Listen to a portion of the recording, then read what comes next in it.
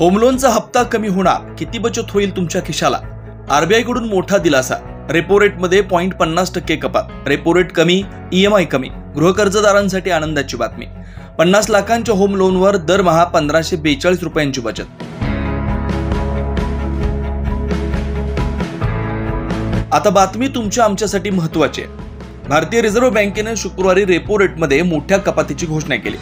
Reserve bank of India म्हणजेच आरबीआयने repo रेटमध्ये कपात केली आहे. त्यामुळे आता तुमचं गृहकर्ज, वाहन कर्ज आणि ईएमआय वरचा ताण काहीसा हलका होणार आहे. आरबीआय म्हणजेच रिझर्व्ह बँक ऑफ इंडियानं पतधोरण जाहीर करत रेपो रेटमध्ये तब्बल 0.50% घट केली. आता रेपो रेट 5.50% आला आणि त्यामुळे तुमचं गृहकर्ज, वाहन कर्ज आणि ईएमआय यांचा ताण हलका होणार आहे.